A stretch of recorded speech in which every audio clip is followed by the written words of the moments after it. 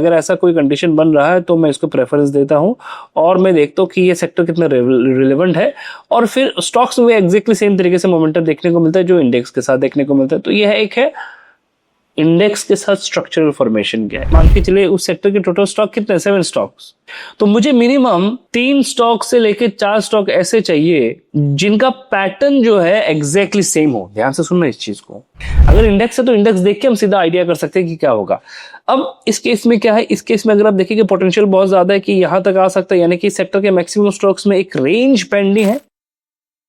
चलिए, swing trading learning series के और एक वीडियो के साथ आप लोगों के सामने हाजिर है। ठीक है, इससे पहले बहुत सारे वीडियो मैंने आप लोगों को बनाए हैं जिसमें हमने बताया कि स्विंग ट्रेडिंग में क्या क्या इंपॉर्टेंट होता है, किस तरीके से हम अपने कोर्स को प्लान करें जो फ्री ऑफ कॉस्ट है, जो आप लोगों के लिए मैं बना रहा हूँ यूट्यूब में।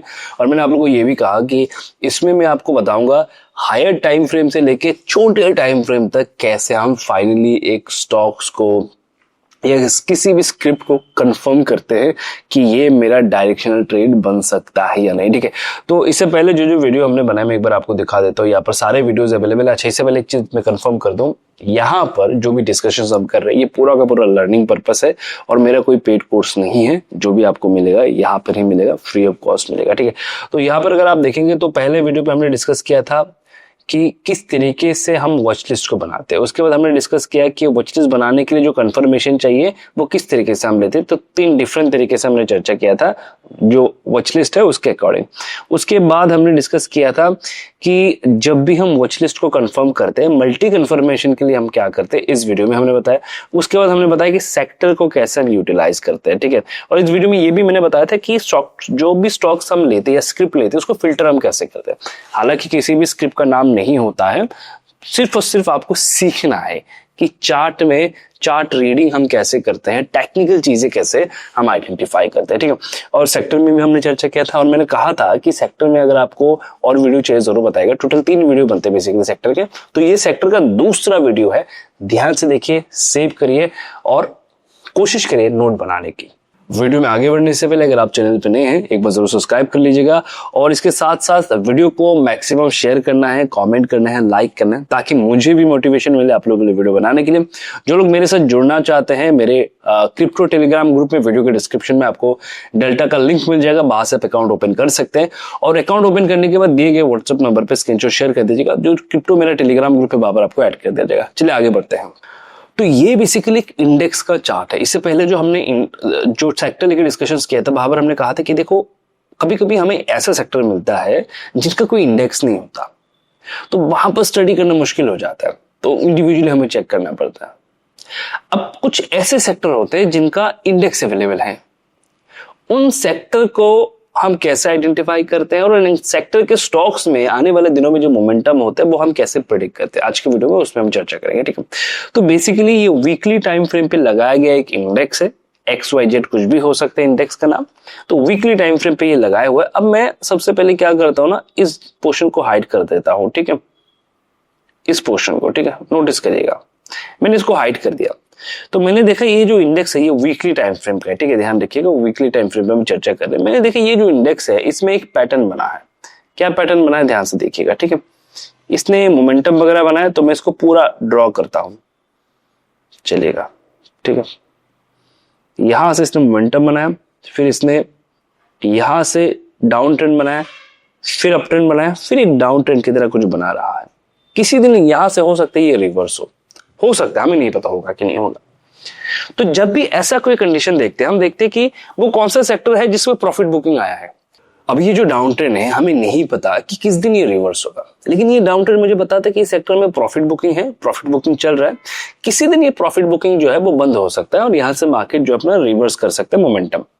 तो जब भी मुझे ऐसा कोई इंडेक्स दिखता है जिसमें एक अच्छा खासा करेक्शन आया हो या करेक्शन के एक फेज चल रहा हो, तो मैं इंतजार करता हूं कि उस समय पे ये जो मैं डिस्कशंस कर रहा हूँ ये 2023 की बात है। स्टार्ट में जो हम डिस्कशन कर रहे 2023 में क्या कंडीशन बन रहा था, तो मैं देखता हूं कि उस सेक्टर में जब प्रॉफिट बुकिंग कंप्लीट हो जाएगा तो वो कौन से स्टॉक्स है इस सेक्टर के जिसमें मोमेंटम वगैरह आ सकता है। तो इसमें नेचर क्या होगा कि वो भी एग्जैक्टली अपने इंडेक्स की तरह ही दिखेगा। किस तरीके से दिखेगा, ध्यान से देखिएगा कि अगर इंडेक्स कुछ इस तरीके से बिहेव कर रहा है तो इसके स्टॉक्स भी ऐसे ही बिहेव करेगा, उसमें भी ऐसा ही कहीं ना कहीं एक पैटर्न बन रहा होगा कि स्टॉक ऊपर गए, इंडेक्स नीचे आया, फिर यहां से अगर वो रिवर्स हो रहा है तो जाहिर सी बात है इसके स्टॉक्स में ऐसे ही पैटर्न बनना चाहिए कि मैक्स ऑफ द स्टॉक जो है वो कुछ इस तरीके से पैटर्न बनाए कि वो भी ऐसे ही चल रहा था, देन यहां से गिरावट वगैरह आया, अब यहां से वो भी रिवर्स हो रहे होंगे।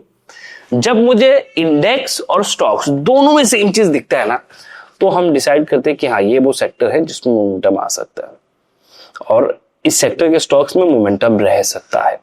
उसके बाद चल के जब हम स्टॉक्स लेते हैं, चार्ट लेते हैं, वहां पर प्रेफरेंस देते हैं कि किसको ज्यादा प्रेफरेंस दिया जा सकता है, क्योंकि एक इंडेक्स में हो सकते हैं कि 8-10 स्टॉक हो, तो इनमें से किसको प्रेफरेंस देना है। अगर टॉप 3 या टॉप 4 मुझे निकालना है तो मैं किसको प्रेफरेंस दूंगा, ये एक ट्रिकी चीज है। ठीक है, फिलहाल के लिए ये वो पैटर्न है।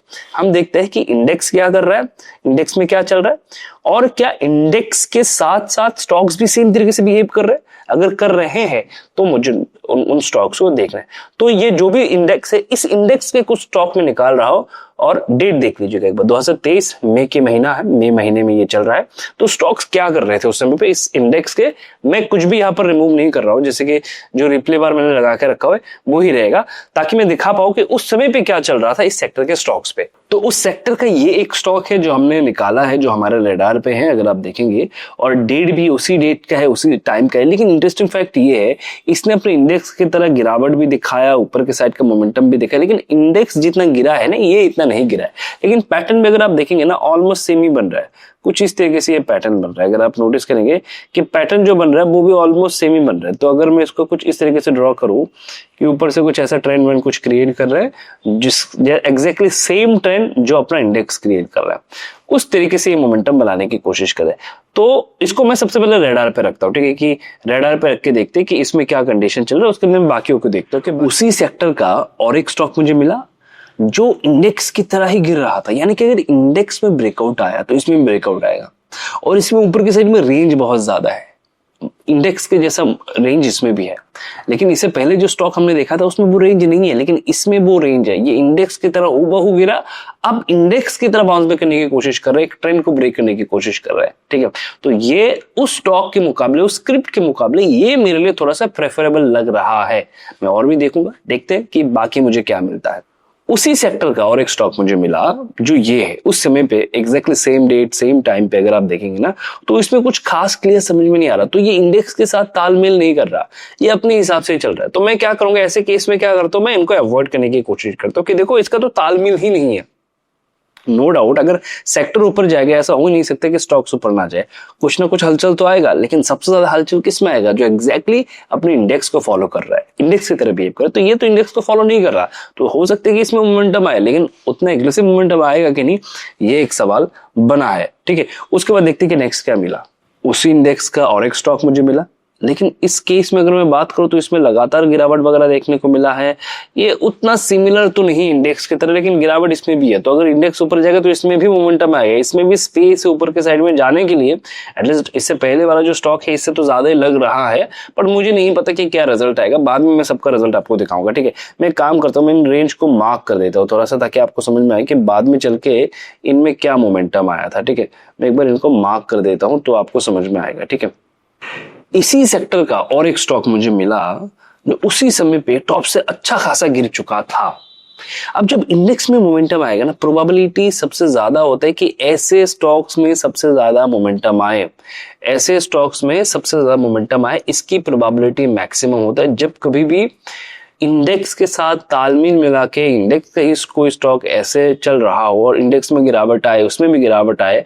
तो ऐसे स्टॉक्स में अब जब बाद में चल के इंडेक्स में मोमेंटम आते हैं तो ऐसे स्टॉक जो है ना वो ज्यादा मोमेंटम बनाते हैं। एज ऑफ ना यही देखने को मिला है। ठीक है, अब जितने भी स्टॉक्स हमने देखा ना, इनका एक बार रिव्यू देख लेते हैं कि इन्होंने इंडेक्स के साथ क्या मोमेंटम बना। मैं इंडेक्स को एक बार देखूंगा कि इंडेक्स में क्या मोमेंटम था, अब इन स्टॉक्स में क्या मोमेंटम था। चलिए, ये वो इंडेक्स है जिसको हमने अपने रडार पे रखा था, उसके बाद इसमें क्या मोमेंटम आया। अब बाकी जो स्टॉक्स है जो हमने चेक किया उसमें हम एक बार चेक करेंगे। ठीक है, तो देखते हैं उसके बाद इसमें क्या मोमेंटम था। देखिए, ठीक है, तो अगले कुछ महीनों तक इंडेक्स में कुछ इस तरीके से मोमेंटम वगैरह देखने को मिला था। इंडेक्स ने अच्छा खासा रैली बनाया ऊपर के साइड में, फिर यहां से अच्छा खासा तेजी इस इंडेक्स ने दिखाया और अपने टॉप तक इसने मोमेंटम बनाया। सवाल है जो स्टॉक्स हमने चेक किए थे उस इंडेक्स के, इनमें से किसने सबसे ज्यादा मोमेंटम बनाया वो एक बार चेक करते हैं स्टेप बाय स्टेप अब तक जो हमने चर्चा किया है। ठीक है, तो आपको याद होगा ये पहला स्टॉक है जो हमने रडार पे रखा था। हमने कहा था कि इंडेक्स इसका चल रहा है, लेकिन इसमें अगर आप देखेंगे ज्यादा गिरावट नहीं आया था, तो यहाँ से ये रिकवर करके इसमें भी मोमेंटम वगैरह देखने को मिला है। ठीक है, जो हमने ड्रॉ किया था कि यहाँ से चैनल जो है वो ब्रेक हो सकता है। तो मोटा मोटा बात है कि इंडेक्स चलेगा तो स्टॉक्स भी चलेंगे। तो सबसे ज्यादा इंपॉर्टेंट है कि जिस भी स्टॉक्स में मैं या जिस भी स्क्रिप्ट में मैं प्लान कर रहा हूँ, इसके साथ साथ मुझे ये भी देखना कि इंडेक्स का कंडीशन क्या है। तो मुझे ये रियलाइज हो जाएगा कि अगर मेरा गलत डिसीजन भी बना उस स्टॉक्स में, अगर इंडेक्स में मोमेंटम रहा तो मुझे कुछ ना कुछ तो मिलेगा। ठीक है, तो इसमें अच्छा खासा मोमेंटम देखने को मिला। दिखने में छोटा लग रहा है, मैं एक बार आपको मोमेंटम बताता हूँ ये कितने परसेंट के मोमेंटम्स है।